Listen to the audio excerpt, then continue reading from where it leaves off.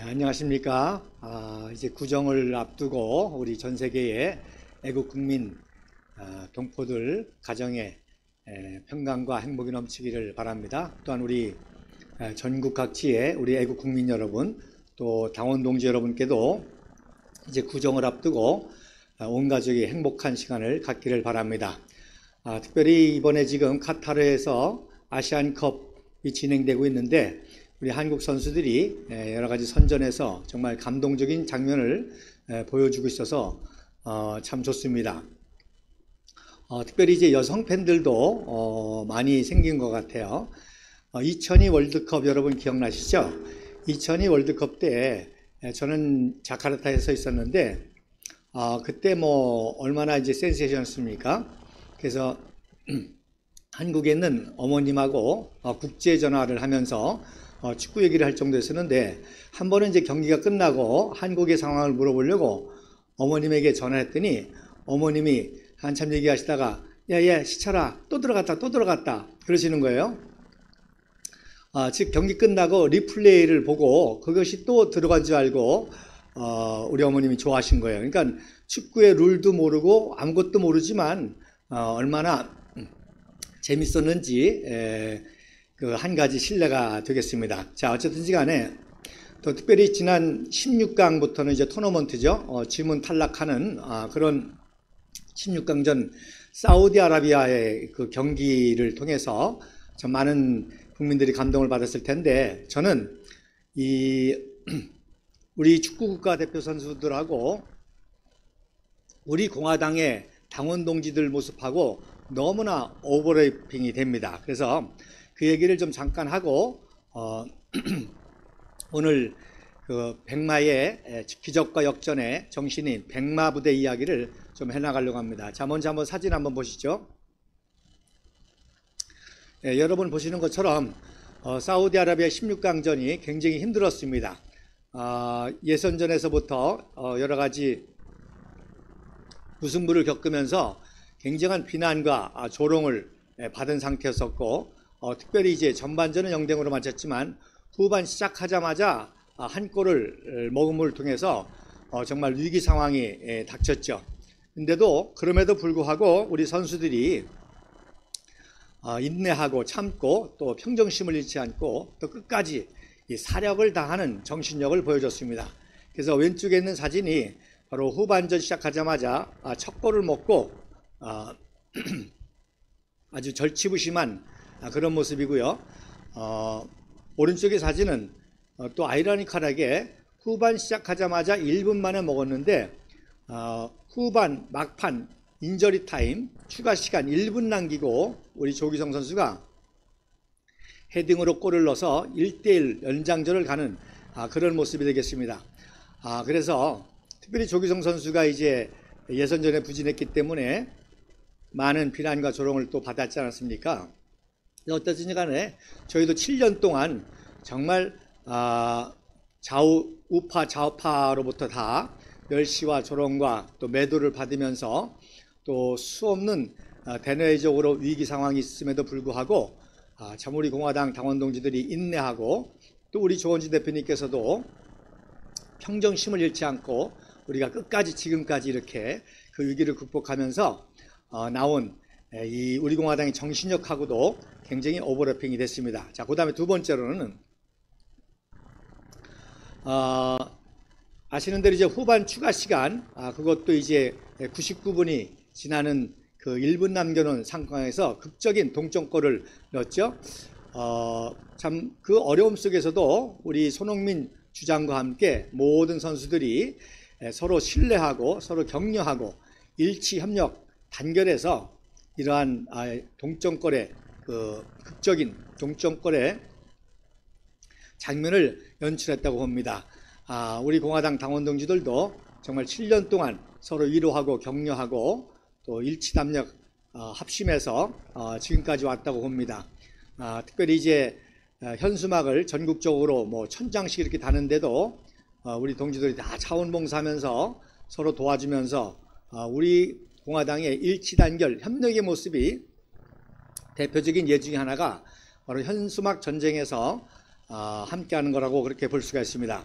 어쨌든 두 번째로는 바로 선수들이 이렇게 서로 격려하고 끝까지 조규성 선수를 믿어주고 함께해서 결국 조규성 선수가 인저리 타임에 1분 남겨놓고 극적인 동점골을 이뤘던 것을 볼 수가 있습니다. 자, 그 다음에 세 번째로 세 번째 모습은 자, 연장전까지 다 했습니다만은 연장전에서도 참 수없이 우리 선수들이 잘했지만 골키퍼의 선봉으로 또 사우디 선수들이 이제 침대 축구라고 그러죠. 틈만 나면 누우면서 시간을 지연하고 흐름의 맥을 끊는데 결국 페널티킥 승부에서 우리가 4대2로 이겼습니다.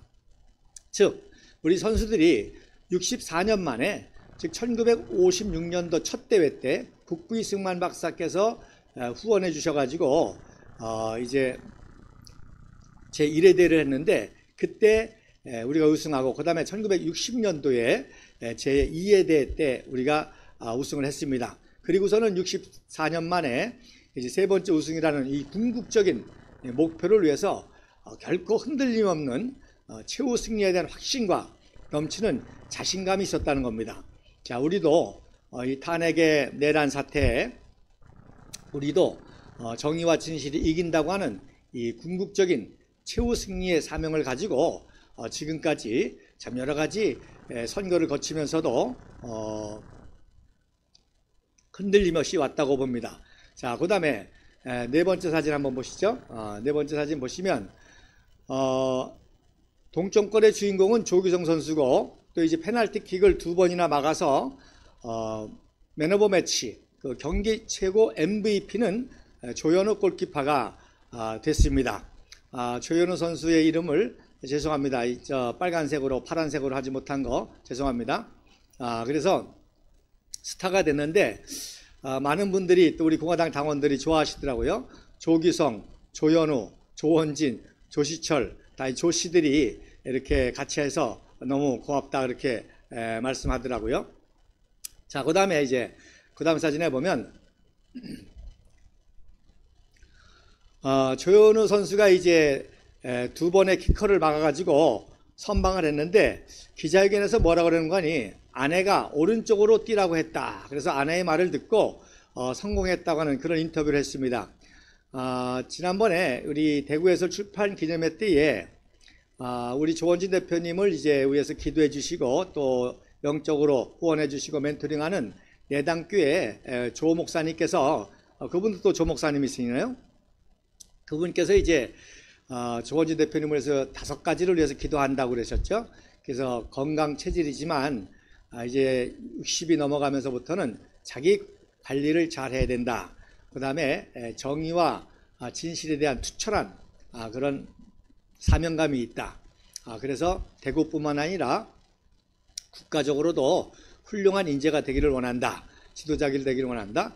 그 다음에 지도자는 외롭기 때문에 그 주변에 많은 의인지사들이 돕는 자들이 있기를 바란다. 그리고 5번째 기도 제목이 그 조 목사님이 하시는 말씀이 바로 아주 결혼을 잘해서 현모양처 성희숙 사모님 여사 아주 귀한 분하고 결혼해서 했는데 이제 아내의 말을 잘 들으라. 그것이 이제 5번째 기도 제목이었다는 거예요. 어쨌든 우리 조현우 선수님도 선방의 비결을 기자회견 때 아내가 오른쪽으로 뛰라고 해서 선방했다고 하는 그렇게 또 매치가 된 것이 참 신기합니다. 자, 그 다음 사진에 보면 자, 이번 카타르 아시안컵이 굉장히 지금 세계적으로 흥행을 하고 있습니다. 그래서 물론 월드컵이 얼마 전에 있었죠. 카타르에서 있었는데 월드컵이 이제 뭐 가장 최고의 그 국제적인 흥행을 일으키는 축구고요. 그 다음에 이제 각 지역마다 아시안컵, 또 아프리카컵, 유로컵, 남미컵 이렇게 이제 4대 지역 축구가 있는데 특별히 이번 카타르 아시안컵이 굉장히 흥행하고 있는데 저는 3가지 이유가 있다고 봅니다. 첫째로는 바로 월드컵 경기장에서 그대로 사용하기 때문에 아주 시설이 좋은 월드컵 경기장에다가 그 다음에 이제 첨단 VAR이라고 그러죠. 비디오 어시스턴트 레프리, 즉 비디오 보조 심판을 활용해서 판정의 공정성이 이루어지니까 아주 경기가 박진감 있고 또 판정 시비가 없는 거죠. 그래서 반칙을 한다든지 또 오프사이드, 이제 오프사이드라는 것은 이제 수비수보다 좀 앞에 들어가는 그걸 오프사이드라고 하는데, 그렇게 되면은 이제 규칙 위반이 되거든요. 저도 제가 축구할 때는 이제 오프사이드가 없었습니다. 그러다가 이제 나중에 오프사이드가 생겼는데, 어쨌든 이런 것들이 이제 주심이 선심이 있지만 인간적으로 실수할 때가 많이 있거든요. 그런데 이제 비디오로 정확하게 1mm까지 판단을 하고 또 골 들어가는 것도 정확하게 판단하기 때문에 이렇게 공정성이 유지가 되니까 게임이 재밌어지는 거죠. 즉 게임에만 집중하게 되는 거죠. 그 다음에 축구는 전후반 45분씩 90분 경기인데 가끔 이제 시간을 고의로 지연시킨다든지 하는 그런, 이제 그렇게 되면은 게임이 재미가 없어지게 되는데, 이제 엄정하게 정확하게 추가 시간을 적용하게 되니까 선수들이 이제 경기에 집중하는 집중력이 향상돼 가지고 굉장히 박진감 있는 게임. 그래서 이번에도 아시안 게임에서 계속 이 인저리 타임에 심지어 어떤 경우는 15분의 추가 시간이 주어졌고요. 우리 16강전에서는 이제 10분의 시간이 주어지지 않았습니까? 그 10분 중에 마지막 9분경에 이제 골이 들어갔단 말입니다. 그러니까 정확하게 시간이 계산이 되니까 선수들은 마지막 끝까지 최선을 다해서 경기에 집중하다 보니까 이제 막판 동점골, 역전골이 나오고 하는 이러한 아주 드라마가 연출이 되는 것을 볼 수가 있습니다. 자, 그래서 이렇게 규칙을 정하고 그 규칙 안에서 자유롭게 자유를 누릴 때 그것이 재밌는 것처럼 바로 정치도 마찬가지입니다. 우리 인간의 삶도 마찬가지입니다. 즉 법 테두리 안에서 자유를 누리게 될 때 그래야 모든 사람들이 행복을 추구할 수 있게 되는 것입니다. 그래서 우리 공화당이 지금 이렇게 투쟁하는 이유는 바로 법치주의가 무너지고 헌법적 가치가 무너지니까 삶이 재미가 없어지는 거예요. 헌법을 행하고 불법을 행하고 하니까 삶의 맛이 없어지는 거죠. 그런데 이렇게 이번 카타르 아시안컵처럼 공정한 규칙 안에서 자유로운 경쟁을 하다 보니까 정말 경기할 맛이 나고 또 경기를 보는 맛이 나는 것입니다. 정치도 마찬가지입니다. 바로 정치란 무엇입니까? 바로 공정한 룰 안에서 바로 자유롭게 의사표현하고 자유롭게 경쟁해서 최선의 능력을 발휘해서 자기의 자아를 성취하고 또 공동체의 최선을 이뤄나가는 것입니다. 그래서 우리 공화당이 촛불로 말미암아 대한민국의 의기라고 보는 것은 바로 촛불이라는 것 자체가 불법이지 않습니까? 언론의 거짓 선전선동에 의해서, 그리고 국회에서 탄핵을 했지만 이 탄핵의 과정도 불법적인 거죠. 또 헌법재판소에서 판결도 또 절차에 있어서나 또 9명 전원이 아니라 1명이 거론된 상태에서 이런 법치주의가 지켜지지 않기 때문에 정말로 재미가 없는 그런 삶이 됐다는 것입니다. 자, 하루속히 이번 총선을 통해서 많은 좋은 지도자들이 선출이 되고 다시금 헌법적 가치, 법치주의가 회복되고 법안에서 자유로운 경쟁을 통해서 최선의 선을 이뤄나가는 그런 우리 국가가 다시 회복되기를 바랍니다. 자, 그 다음 사진에 보면 한 가지 더 이제 굉장한 에피소드가 있었죠. 바로 세계 최고의 연봉 361억이라고 하는 연봉을 받은 만시니 감독이 이제 페널티킥 하다가, 즉 2번을 실수하고 마지막 이제 황희찬 선수가 골을 넣으면은 끝나는데 그 직전에 이제 운동장을 나가는 장면이 잡혔고요.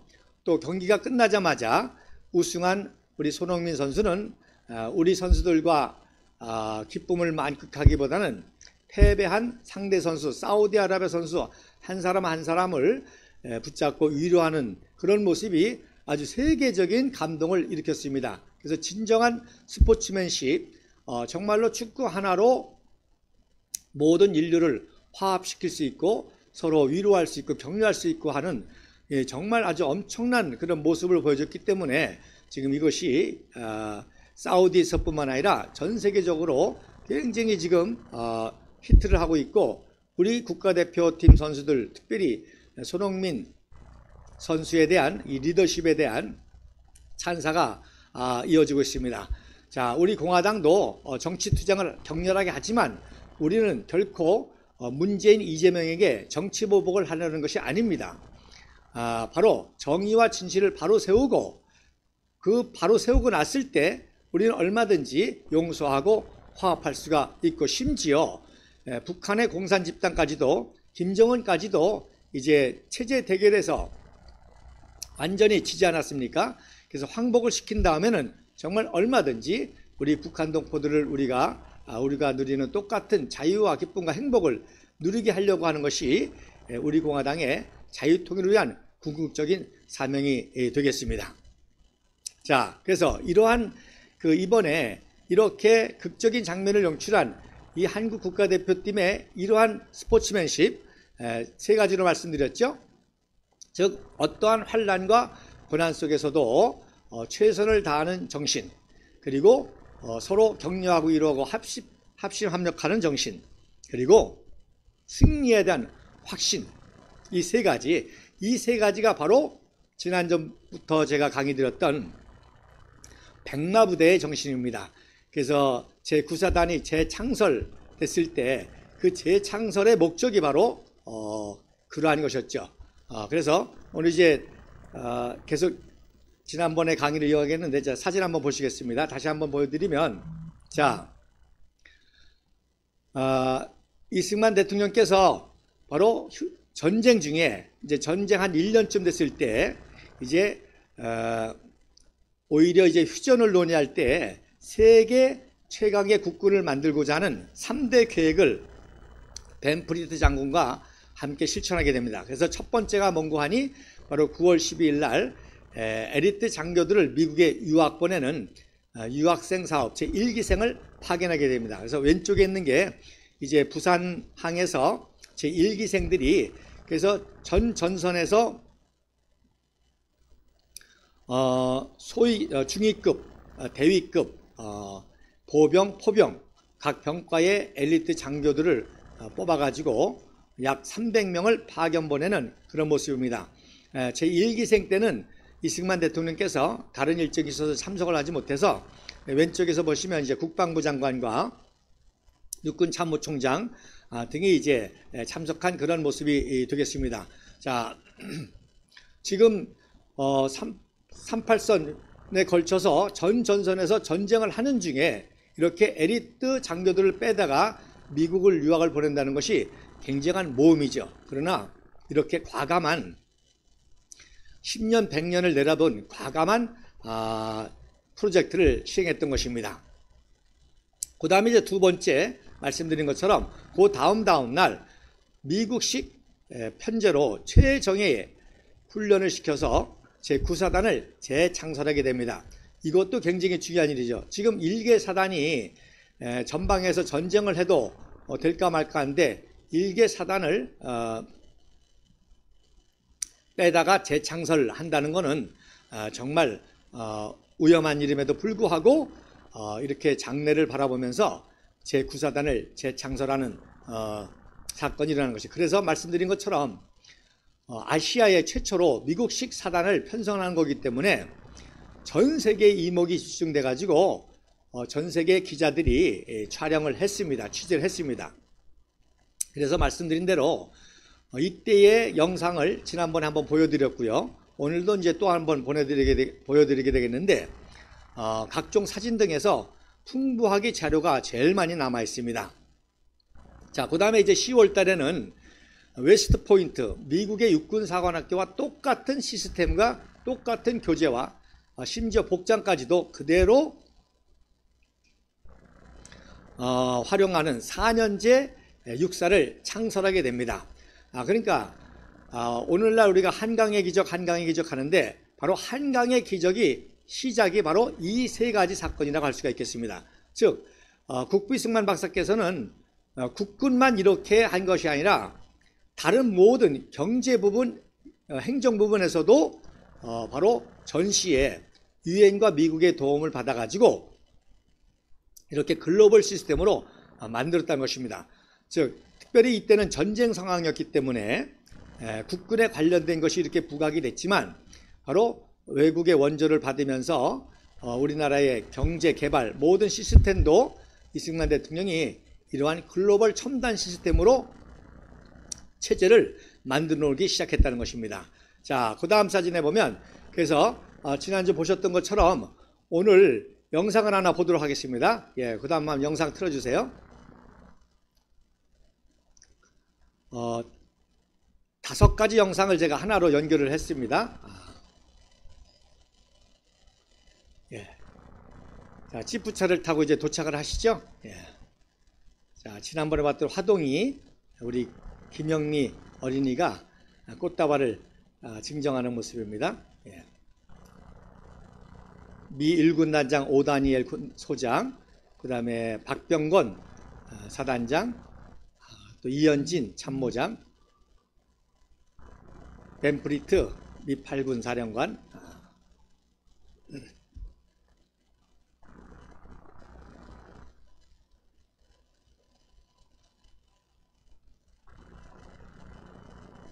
이때 이제 이승만 박사 나이가 76세인데도 이렇게 건강하게 일주일에 한 번씩 전선을 방문할 정도로, 특히 이제 벤프리트 장군이 이제 아버지처럼 모시면서 대한민국 국군의 현대화, 이 정예와 강군화에 헌신하게 됩니다. 예, 우리 병사들로부터 격려를 받는데 저 철모의 마크가 바로 최초의 구사단 마크입니다. 기하학적인 무늬로 작성을 했죠.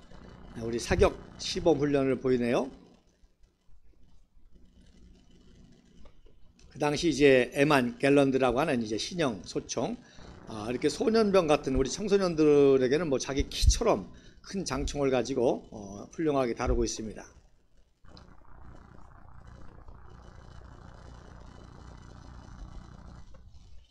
자, 우리에게는 탄피 하나도 참 귀중했죠. 이렇게 이제 촬영반들이 사진반하고 촬영반하고 우리 소년병하고 대화하는 모습입니다.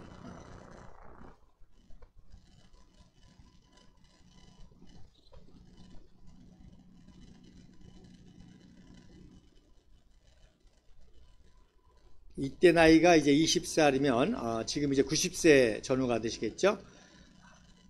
그 다음에 이제 포병, 제일 중요한 게 이제 이건 지금 사격장이고요. 미국식 정예 사단의 이제 제일 중요한 게 이제 포병이라고 그랬습니다. 완편된 일개 포병 대대가 지원하는 155mm와 105mm 곡사포가 지원하는 일개 대대가 편성이 되는 거죠. 자, 이거를 우리가 돈으로 하려고 그러면 얼마나 많이 들겠습니까? 이게 다 미국의 원조로 되어지는 거죠. 다 무료로.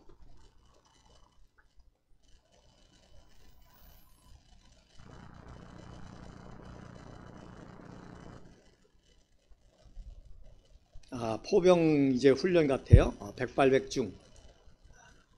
박병건 준장이 안내하는 모습입니다. 만원경을 들고 계시죠? 얼마나 다정해요.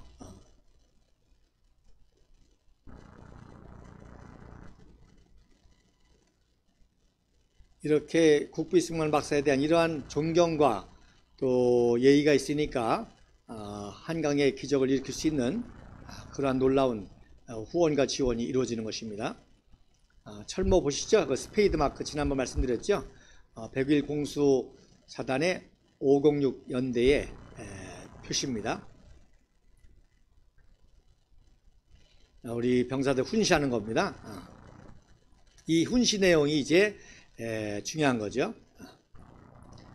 우리 한국인은 똑똑해서 무엇이든지 배우면 잘할 수 있다. 여러분도 훈련을 받으면 이제 세계 최강군이 될 수 있다. 그런 내용의 이제 훈시입니다.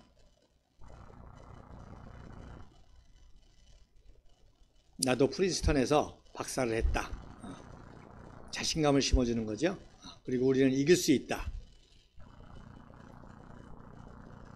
그리고 유명한 말씀, 뭉치면 살고 흩어지면 죽는다. 우리가 합력하면 무엇이든지 이뤄낼 수 있다.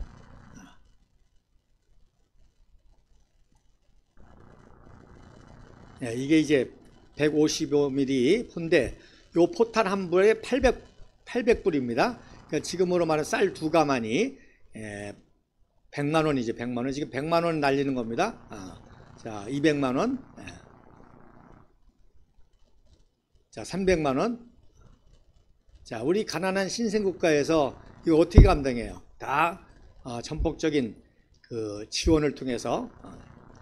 그 다음에 이제 각계전투라고 그러죠. 포복 훈련, 철종 밑을 이제 기어서 하는데 실전처럼 기관단총으로 이제 막 쏩니다. 막 머리 위에 총알이 날아가죠. 그 사이로 그 밑으로 침투하는 겁니다. 이게 실전과 같은 훈련을 방불케 하죠. 이런 훈련을 뭐 처음 하는 거죠. 미국과 똑같은 최정예 보병사단의 훈련을 하는 겁니다. 낮은 포복, 착검을 해서 이제 고지점령 육박전을 하기 전에 침투하는 모습입니다.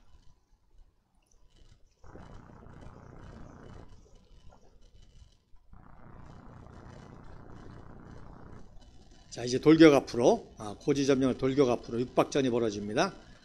개머리판으로 머리를 치고, 그 다음에 착검한 검으로 찌르고, 우리 당당한 구사단 장병들입니다. 네, 됐습니다. 자, 그래서 그 다음 사진에 보면 특별히 이제 이 훈련을 이제 주한 미 군사고문단이라고 그러죠. 코리아 밀리터리 어드바이즈 그룹 KMAG입니다. 죄송합니다. 특별히 이제 크로스 수석 준장이 수석 고문관 준장이 이제 지휘해서 훈련을 하면서 이렇게 이승만 박사를 영접하고 또 점검하는 모습인데, 그러니까 미국의 최정예 군사 지도자들이 함께해서 한미연합으로 교육과 훈련을 시켰다는 것입니다. 자, 그 다음 사진에 보면, 그래서 제3대 미 8군 사령관 벤프리트 대장이 이렇게 국부 이승만 박사와 아주 마음이 맞은 거예요. 의기투합하는 거예요. 그래서 우리 한국군을 얼마든지 훈련시키고 미국과 같은 시스템과 편제와 무기를 대주면 얼마든지 중공군을 섬멸할 수가 있다. 국방안보를 이룰 수가 있다. 최대의 반공국가를 만들 수 있다. 그래서 이제 벤프리트 장군이 이제 전폭적으로 후원을 하게 됐던 것이고요. 자, 여기서 이제 중요한 것이, 자, 오른쪽 사진에 그 훈련 교관인 미군이 있는데 벤프리트 장군이 왼손으로 이렇게 가리키면서 그 밑에 철모가 써 있는데 그 철모에 뭐라고 써 있는 관이 캔두라는 말이 써 있습니다. 캔두라는 말이. 자, 그 다음 사진에 보면 이 캔두라는 말이 바로 미 제3사단 15연대의 모토입니다. 자, 그래서 벤프리트 장군 옆에 있는 교관의 마크가 바로 이게 3사단 마크입니다. 미국의 최정예 사단 중에 하나인 이 3사단 마크인데, 이 3사단 특별히 15연대의 모토가 바로 캔두, 할 수 있다는 것이 모토였습니다. 그러니까 이러한 최정예 미 3사단이 똑같이 우리 제9사단을 최정예로 훈련을 시켰던 거죠. 그래서 왼쪽에 보면 이제 촬영하는 모습이 보이죠. 이건 이제 촬영반입니다. 사진반이나 촬영반이 비디오로 촬영하는 그런 모습이 보이고요. 자, 그래서 이승만 대통령이 또 앉아서 포사격을 보는 모습인데, 자, 그 다음 사진에 보면 이 제3사단이 어떤 사단이냐. 이 제3사단은 1950년 11월 5일 날 참전했습니다. 그래서 특별히 1951년 3월 달에 바로 중공군으로부터 서울을 탈환할 때 선봉부대가 제15연대 제2대대 레이더 중대였습니다. 그래서 왼쪽의 사진을 보면 이 레이더 선봉 중대가 이제 서울을 점령하고 그 용산 미군 부대의 초소에 태극기를 개항하는 모습입니다.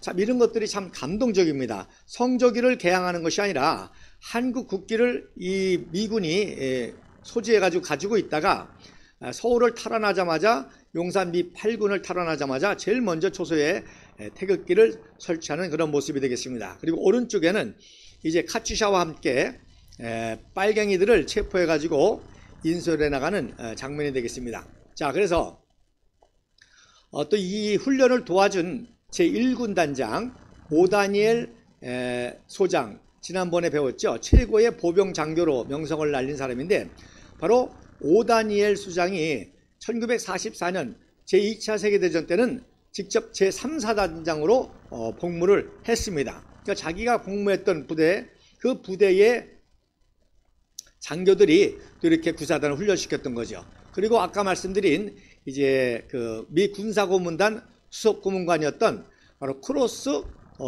준장이 이제 소장으로 진급해서 요 훈련이 끝난 다음에 곧바로 소장으로 진급해서 제3사단장을 맡게 됩니다. 자, 그 다음 사진에 보면 그래서 이제 확실히 보이죠. 왼쪽 사진에 보면 철모에 캔두라고 썼습니다. 그래서 미 3사단 교관이 모습인데 제9사단 철모에도 똑같이 썼어요. 캔두라고 나중에 보시게 되겠지만 그래서 이 미 제3사단 15연대는 특별히 1940년도 아이젠하워 중령 때 아이젠하워 대통령이 중령 때 제1대대장 선봉대대장을 했었고 그리고 1941년도에는 제3사단 참모장으로 대령으로 복무했던 부대입니다. 그래서 오른쪽 사진이 이제 1952년 그 다음 해에 아이젠하워가 이제 대통령이 당선이 돼가지고 당선자의 신분으로 한국을 방문했을 때 자기가 지휘했던 15연대 장병들과 전투식량을 먹는 그런 모습이 되겠습니다. 그래서 오른쪽에 그 병사를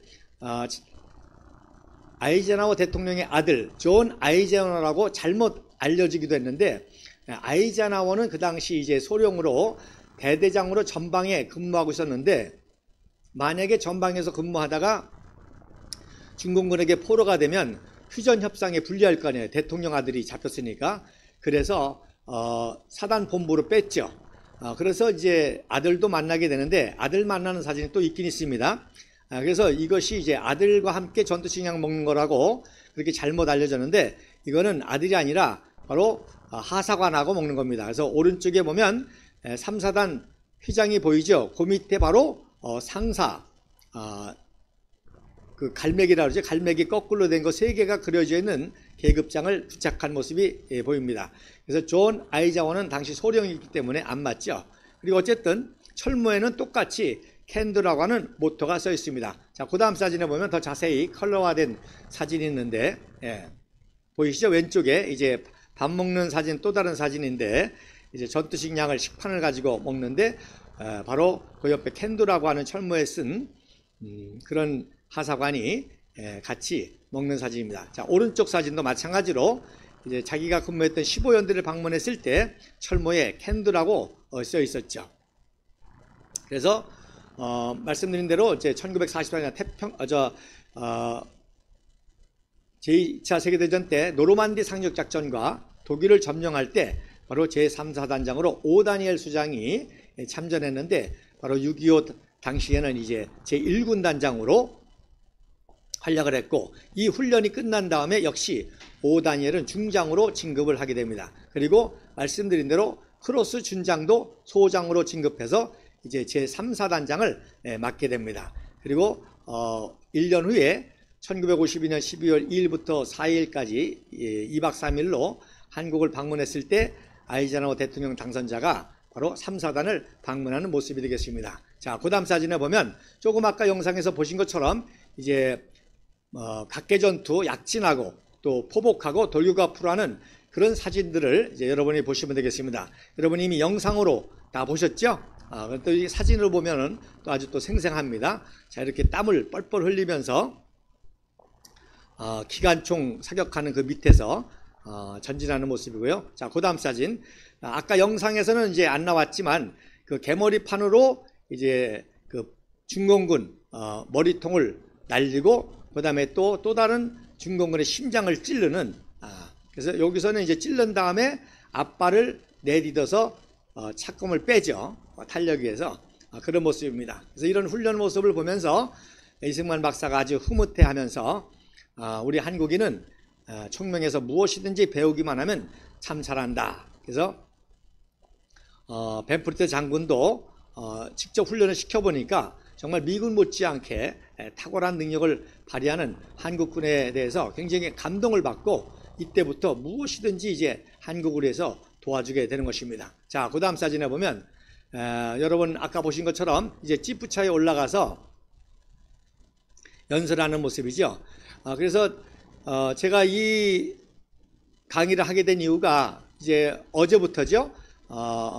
건국전쟁이라는 영화가 전국에서부터 상영이 됐습니다. 국부 이승만 박사의 건국의 이야기를 담은 건국전쟁 그 시사회 때에 바로 이 사진을 배경으로 놨습니다. 근데 말씀드린 것처럼 벤프리트 장군의 얼굴이 잘린 사진을 게재해서 제가 너무나 안타까워서 또 그걸 계기로 이제 구사단에 대해서 말씀을 드리게 됐습니다. 자, 이렇게 좋은 사진들이 많이 있는데 자, 이때 이제 이승만 박사의 연설의 핵심이 우리 똑똑하고 총명한 한국인은 무엇이든지 배우면 세계에서 1등할 수 있다. 우리 국군도 세계 최강이 될 수 있다. 이런 자신감을 심어주는 그런 연설을 했던 겁니다. 자, 그 다음 사진에 보면 자, 그 연설 사진 중에 하나인데 굉장히 우리 선배, 우리 할아버지들의 저의 이제 할아버지나 아버님들의 모습이죠. 아주 결의에 찬 모습. 그리고 이승만 박사님께서 아주 흥분하셔가지고 너무너무 좋으셔가지고 봐라 내 말이 맞지 않느냐 이렇게 훈련만 잘 시키니까 무기 대주고 하면은 얼마든지 우리도 강군이 될 수 있다. 그래서 제가 늘 말씀드린 것처럼 역사는 진정한 영웅을 믿고 따르는 작은 영웅들에서 쓰여진다. 그래서 이 영웅을 알아본 벤프리트 장군이 이렇게 도와줬기 때문에 한강의 기적이 일어났고 또 벤프리트 장군을 믿고 따랐던 우리 군의 장성들 그리고 우리 장병들이 결국에 위대한 역사를 이루게 됐던 거죠. 자, 그 다음 사진에 보면 이제 훈련을 마치고 이제 돌아가시는 모습입니다. 그래서 경비행기를 타고 돌아가시는 모습인데 왼쪽에서부터 제9사단장 제창설식 초대사단장이면서 역대로서는 제4대 즉 제1대 장도영 제2대 제3대 최석 제4대가 되겠죠. 그래서 그 다음에 이제 제1군 단장 오다니엘 소장 말씀드린 대로 이제 제3, 4단장이었었고 이제 이때 이후로 이제 훈련을 잘 시켜서 중장으로 진급하게 됩니다. 그 다음에 이제 국방부 장관 또 미 8군 벤프리트 대장 그 다음에 미 군사고문단 크로스 준장 크로스 준장도 이때 곧바로 이제 소장으로 진급해서 제3, 4단장이 되죠. 그 다음에 육군 참모총장 이종찬 소장의 모습이 되겠습니다. 자, 그 다음 사진에 보면 그래서 박병권 이 준장이 정말 엘리트 장군 중에 하나였습니다. 그래서 1920년대 20년에 논산 출신이고요. 그 연희전문학교 연세대학교 출신으로 학도병으로 끌려갔다가 이제 군영 제1기로 이제 이제 이후로 제5사단장과 제11대 육사교장을 합니다. 즉 4년제 육사 때 육사교장을 하게 됩니다. 그리고 중장으로 예편하고 5.16 혁명 후에 첫 제14대 국방부 장관으로 박정희 장군이 임명을 하게 됩니다. 그래서 박정희 장군의 그 혁명 이야기 때 제가 말씀드렸지만 혁명 당시에 가장 군에서 존경받아서 혁명의 지도자로 세 분이 있었는데 그분이 바로 박정희 또 박병권 이알림이었습니다.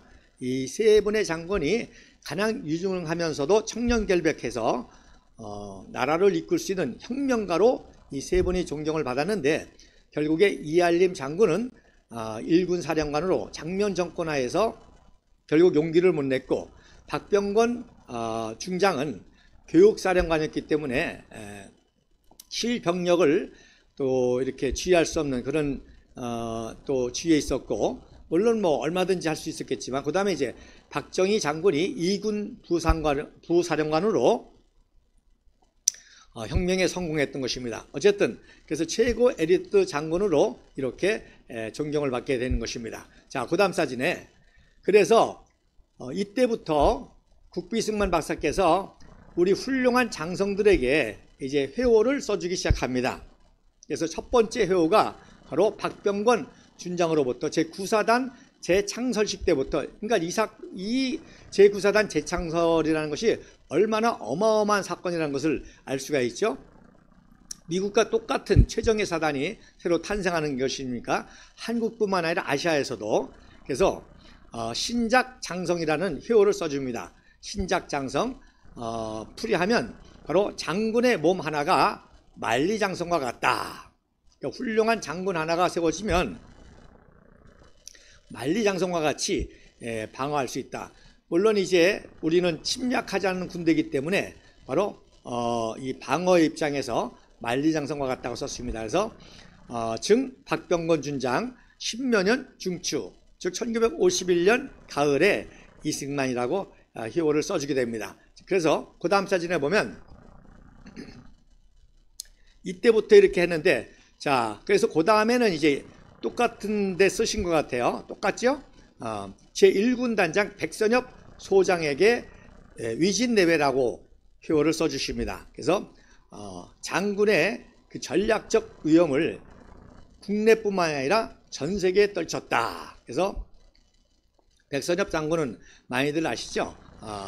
그리고 그 다음에 제11사단장 오덕준 중장에게는 위국 진충이라고 회호를 써주십니다. 그래서 조국을 위해 충성을 다한다. 그래서 오덕준 이 준장은 11사단장으로 특별히 동부전선, 즉 설악산을 탈환하고 고성을 탈환하고 금강산을 탈환하려는데 굉장히 그 공을 세웠기 때문에 이승만 대통령께서 오덕준 준장에게도 같은 때 회호를 써주셨습니다. 근데 놀라운 거는 그래서 고성 근처에 이 회호로 바위에 새긴 거예요. 그래서 흐릿하게 잘 안 보이는데 거기 위국 진충이라고 하는 바위에 새긴 것입니다. 그리고 위국 진충이라는 이 호는 제가 그 당시 호는 찾을 수 없어가지고 찾은 중에 1959년도 YMC를 위해서 썼던 회호를 똑같은 내용이기 때문에 위국 진충이라고 해서 이렇게 기록을 했습니다. 그래서 이때부터 이승만 대통령께서 바로 우리 국군의 위대한 영웅들을 기념하고 또 축하하기 위해서 이런 희호를 남김으로써 역사를 기록하게 되는 것입니다. 왼쪽 사진은 이제 백선엽 준장이 소장으로 특진해가지고 제1군 단장이 됐을 때 1군단을 방문한 사진이 되겠습니다.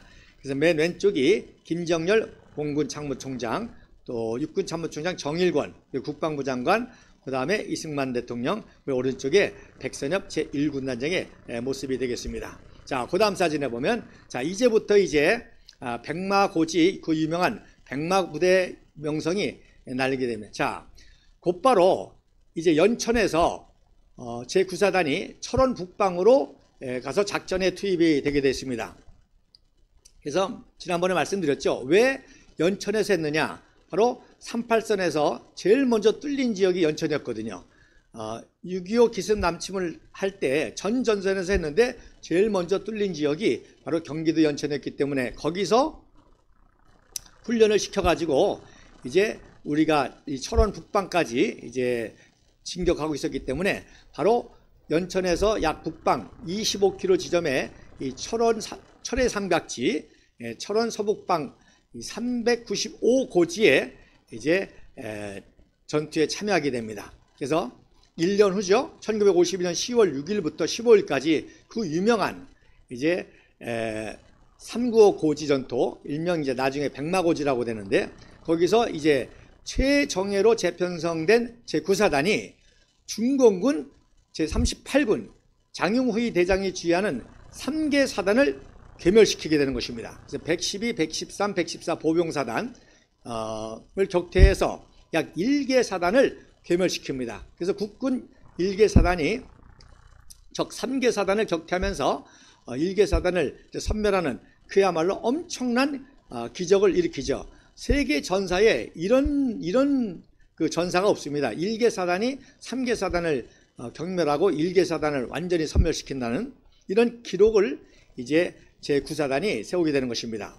그러니까 이것이 바로 한강의 기적의 정신이요, 백마의 정신이 여기서 시작이 된 겁니다. 그래서 왼쪽에 보면 이렇게 높은 고지에 자, 군무원들이 지게를 지고 이제 보급품들을 무기라든지 식량이라든지 탄약이라든지 이런 것들을 나르게 되고, 오른쪽에 이제 치열한 백마고지 전투의 모습의 사진이 되겠습니다. 자, 그 다음 사진에 보면 얼마나 치열했는지 이제 부상당한 우리 국군 제병사들을 응급조치하고 후방으로 보내기 위해서 대기한 그런 모습입니다. 1950년 10월 8일 날 사진인데, 중공과 전투 중에 부상자를 응급 처리해서 후방 병원으로 이송하게 대기하는 모습인데, 중상자들은 이렇게 간이 침대에 누워있고, 또 부상당한 경상을 입은 사람 머리를 다치고 눈을 다치고, 또 저 청년은 입이 나간 것 같아요. 백병전을 했는지 입에 상처를 입었고, 자, 또 철머를 썼는데 이때 이제 마크가 바뀌죠. 첫 번째 기하학적인 그런 어려운 마크가 그냥 동그라미 안에 구자를 새긴 구사단이라는 것으로 이때는 마크를 사용했습니다.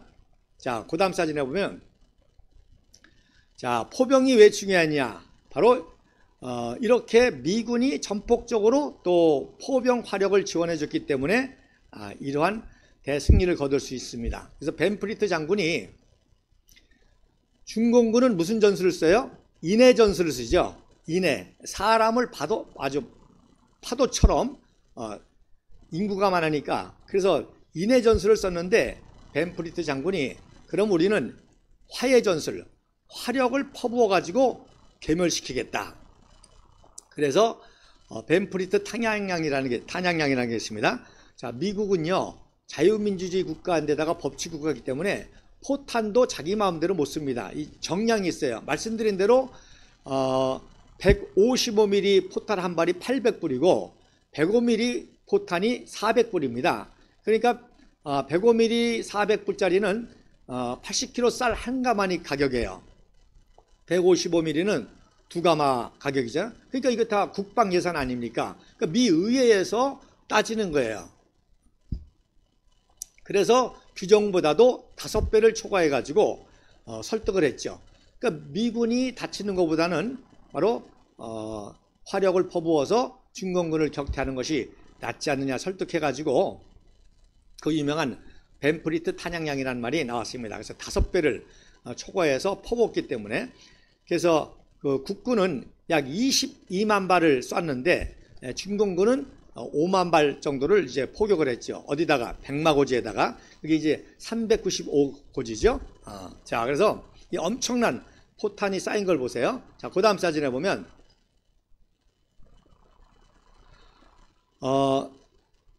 그 국군 구사단과 함께 같이 참전했던 미 3사단 제10포병대대에 배속된 카츄샤, 우리 한국 군인들이 20만 발 발사 기념으로 기념 촬영을 한 거예요. 20만 발. 그리고 오른쪽에 바로 야간에도 155mm 호위저라고 하는데 그 유명한 호위저 곡사포를 쏘는 그런 아주 기념비적인 사진입니다. 자, 그러니까 여러분 아시겠죠? 이 백마고지, 제9사단의 백마고지 전투가 얼마나 치열하기도 했지만 재창설한 다음에 처음으로 실전에 투입해서 중공군과 전투를 하는 거기 때문에 이것이 성공을 하느냐 마느냐가 또 국제적인 관심 아니겠습니까? 그러다 보니까 이렇게 취재들이 많아가지고 이런 사진들이 많이 역사적으로 남을 수 있게 되는 겁니다. 자, 그 다음 사진에 보면, 그래서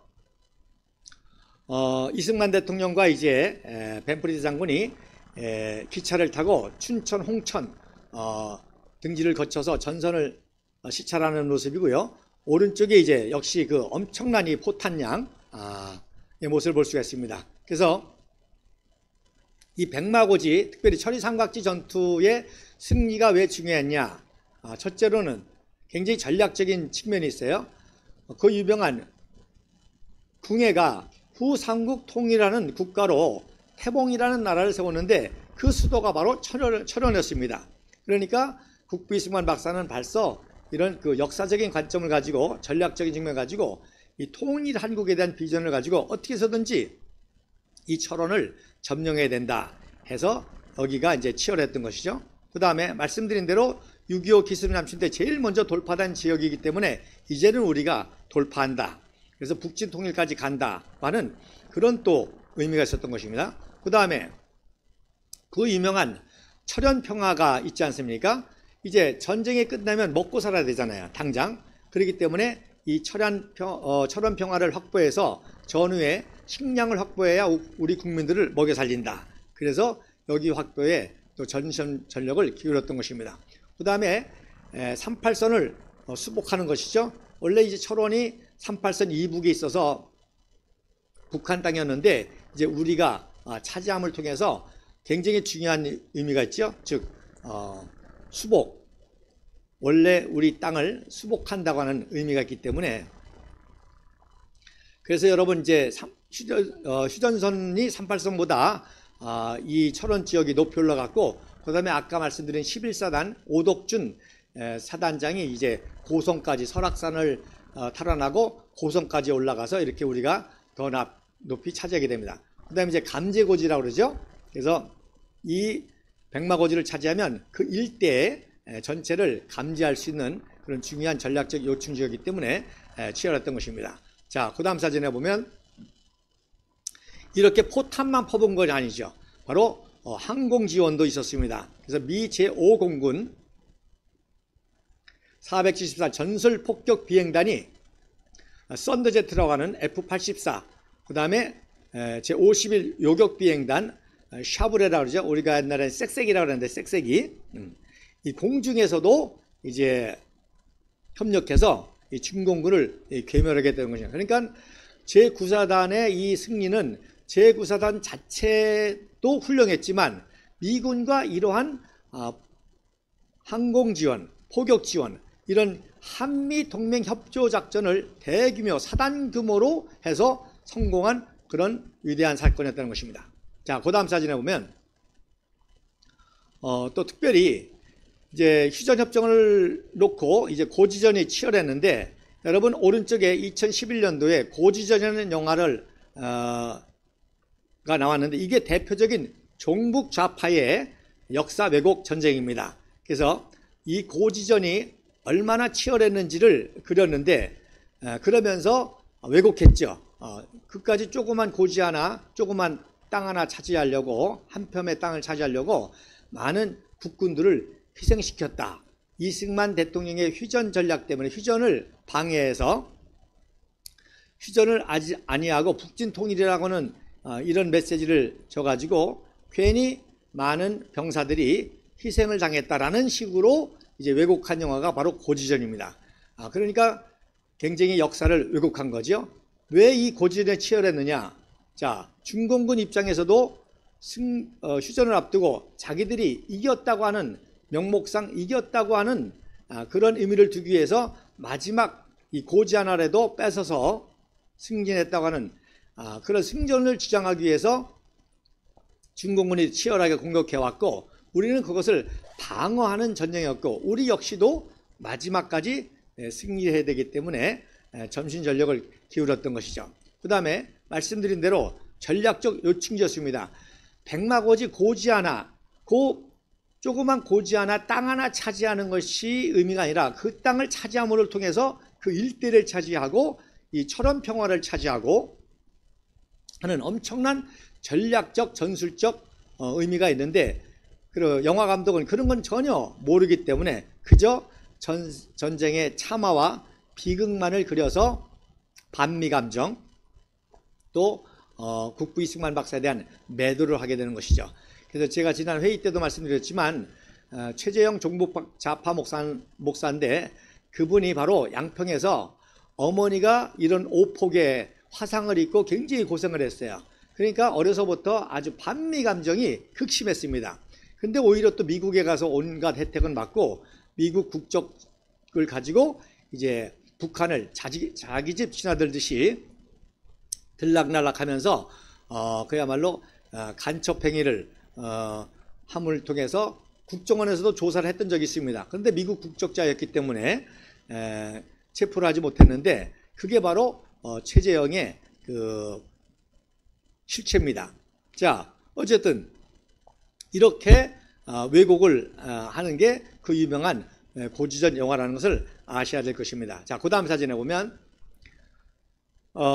세 군데가 그래서 중요했죠. 마지막 휴전 앞두고 제일 중요한 게 어디예요? 왼쪽 서부전선, 즉 서울과 가까운 수도 서울을 방어해야 되기 때문에 그 왼쪽이 그 방카고지라고 해서 굉장히 치열했습니다. 그래서 판문점에서는 전쟁을 못했지만 판문점 주변에 이제 서부전선에서 전쟁이 치열했는데, 그러니까 이승만 대통령께서 수도 서울을 위해서 벤프리드 장군에게 미 해병 1사단과 국군 해병대 최정예를 이쪽으로 배치하게 됐죠.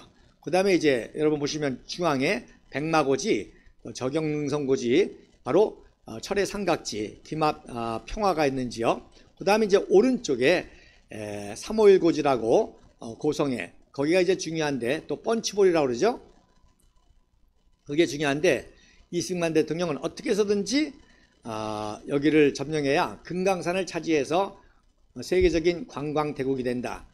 그런데 결국에는 이걸 차지하지 못하고 설악산만 차지해서 이승만 대통령이 직접 그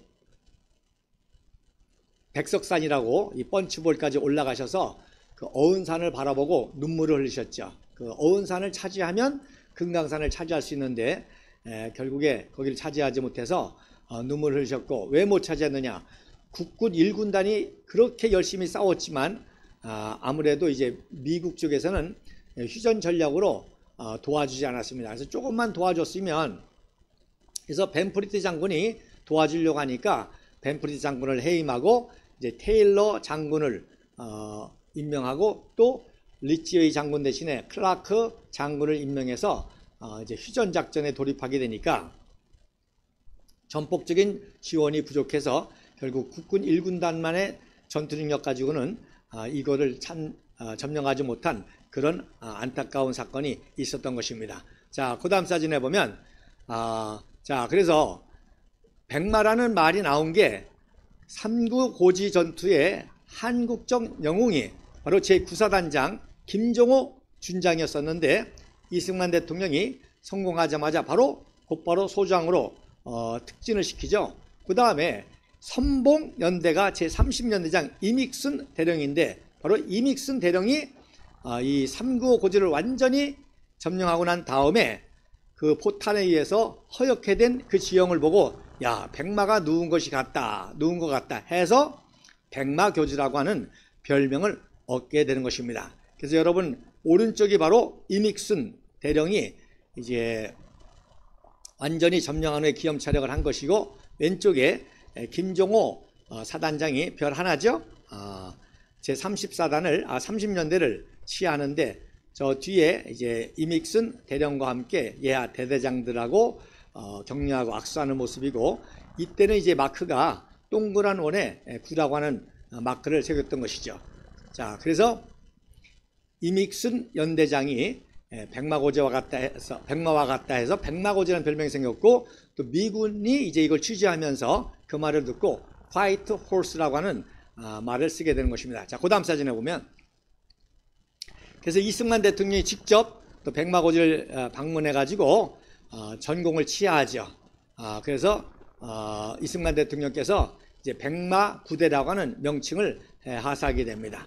그래서 왼쪽에 이제 사진이 이제 이믹슨 대령과 또 종군 기자 이민식 대위, 그 다음에 그 밑에가 이제 제1대 대장 김영선 소령인데, 이 김영선 소령은 나중에 1972년도에 제9사단장이 되어서 육군 소장 9사단장이 되어서 월남전에 자기가 대제장 때 근무했던 이 구사단장이 되어서 월남전에 참전하게 해서 혁혁한 공을 세우게 됩니다. 그리고 오른쪽에 이제 태극기를 또 이렇게 개양해 놨죠.